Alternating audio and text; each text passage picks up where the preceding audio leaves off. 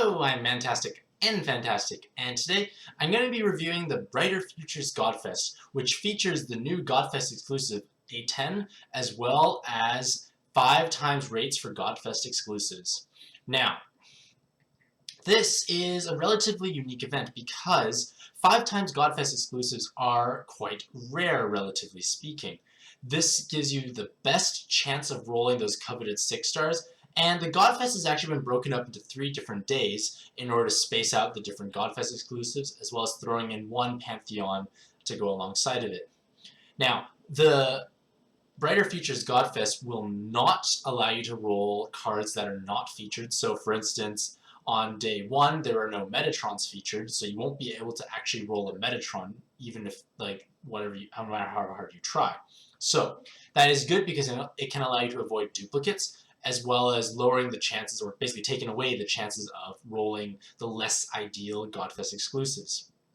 Furthermore, all cards that are rolled will come with a plus 50 to a random stat, so it's a good way to either acquire plus 6 if you need them desperately, or you can just monster one and sell them. So if you wish to read about A10, you can read about him in this corresponding link here. This article will be linked in the YouTube description down below, so you feel free to take a read through at your own pace. Now, this is just an overview of the Godfest, and Day 1 features the Greco-Romans and all these Godfest exclusives, minus the Sonyas, Metatrons, Demons, and Norns. Day 2 has no Odins, Dragonbounds, Fenrirs, and Norns as well as having the Japanese one. I feel like I said that already. And finally, on Day 3, we have the Wisdom Kings, and there will be no Odins, Kalis, Sonyas, or the JP Callers. So, as I mentioned above, the absence of certain Godfest exclusives means you will not actually be able to roll them. So for instance, on day 1, like I said, you will never be able to roll a light Metatron no matter how many times you pull. She just will not appear. So it's a great way to avoid those cards if you don't wish to roll them. Now,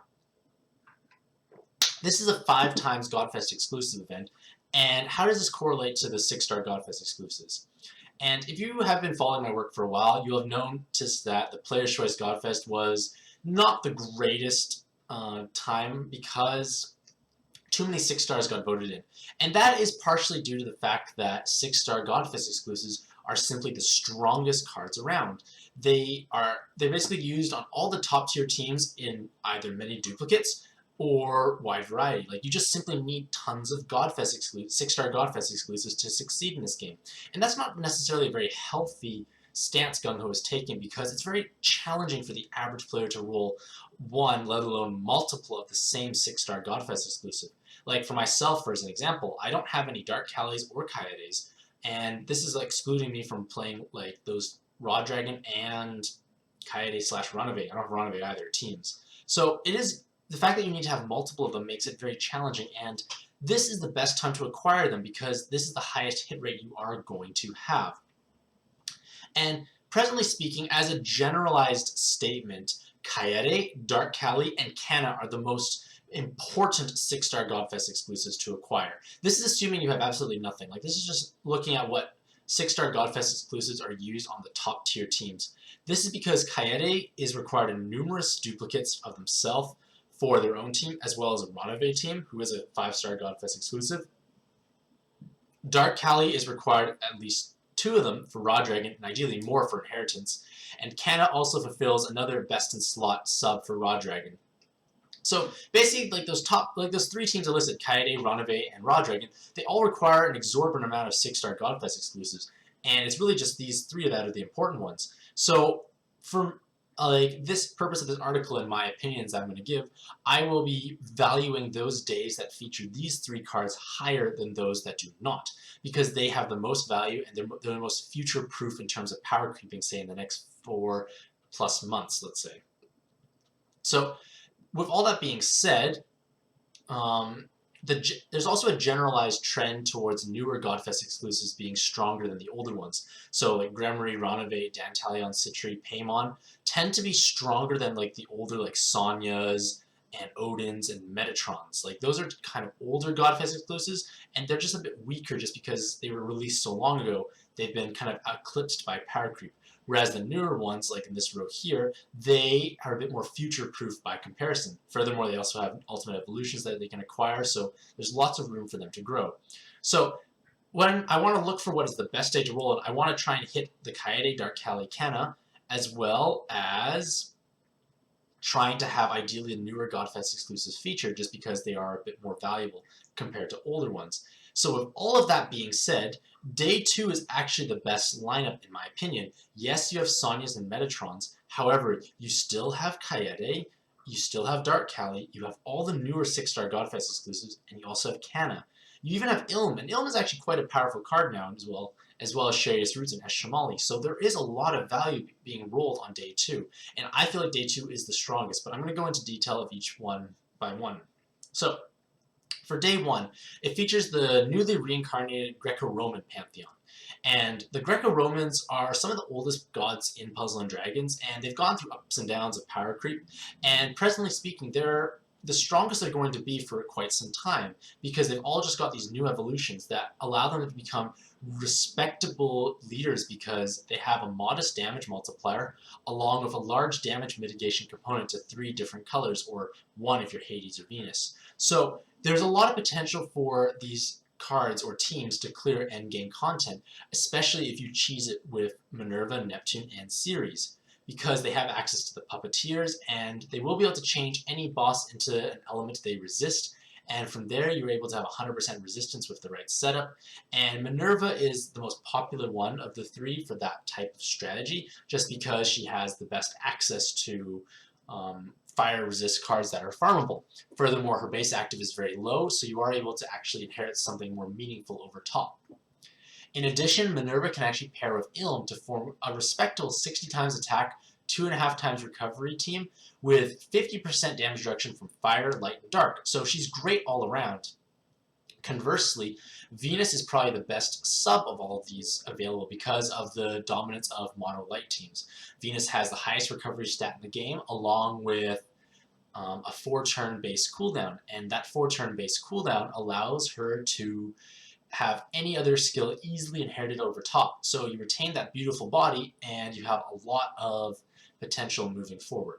So the only downside to the Greco-Romans is they are somewhat useless in duplicates. You rarely would have a need for multiple Neptune series and so on and so forth, because they just don't have necessarily the greatest active. You're not using them as a base aside from Venus, and you don't need duplicates if you're using them as a leader. So that's the only drawback to the Greco-Romans at this point in time.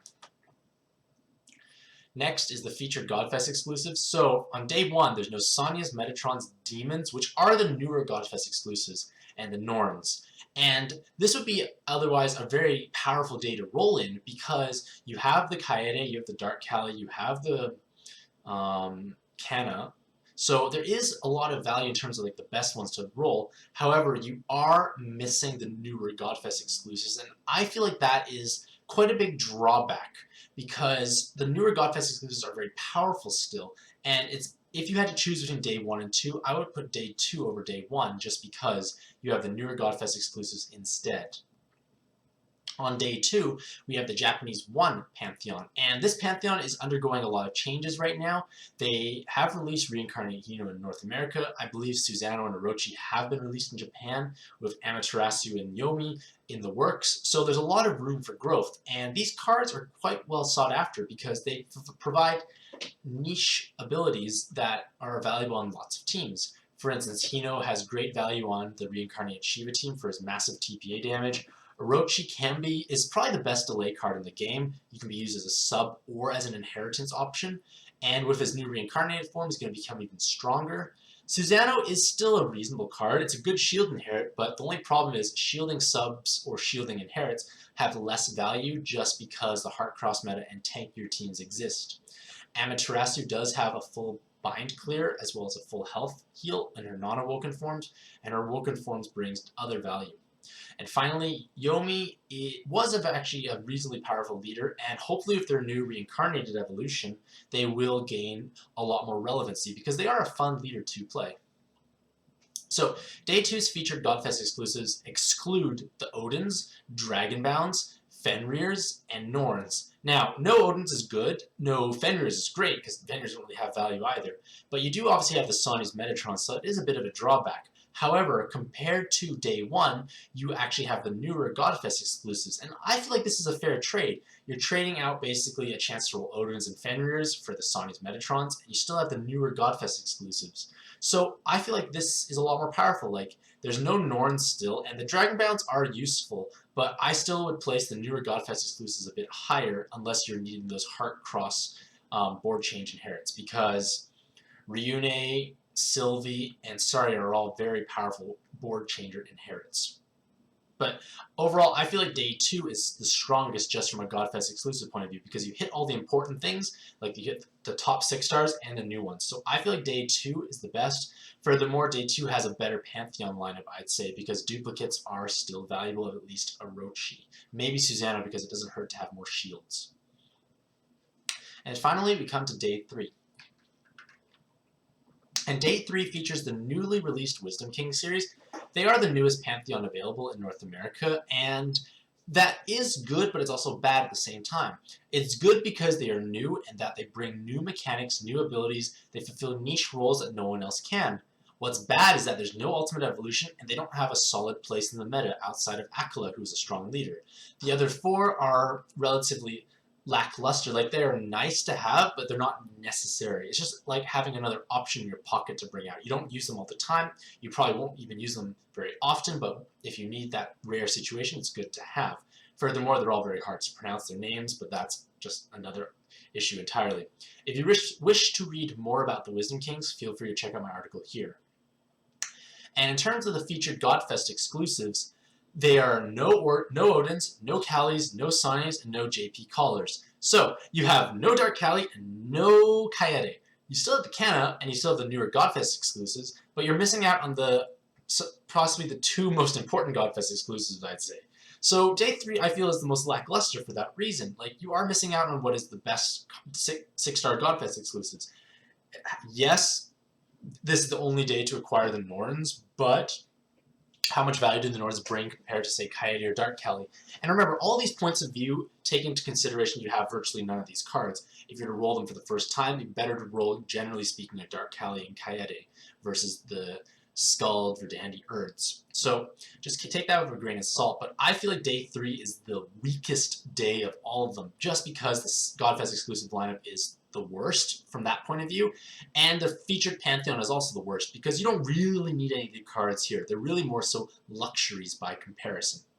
So, in conclusion, the Brighter Futures Godfest is an exciting time. It does have 5-star Godfest exclusives, so this is the best time to acquire those rare 6-star Godfest exclusives. From my point of view and my perspective, what is the most important to acquire in the game, I would rank day 2 as the best day to roll in. It would be the day I would roll as well, and if I do roll, I'll upload those rolls at a future time. But I would go for day 2 just because it has arguably maybe the strongest Pantheon featured, as well as the strongest Godfest exclusive lineup. So hopefully this video is informative and gives you an idea of what this Godfest features, what are the pros and cons of all the cards that you could roll. Let me know what you want to roll in the comments below and how you feel about this Godfest coming right after Player's Choice. So, hope you have a mantastic day and happy puzzling!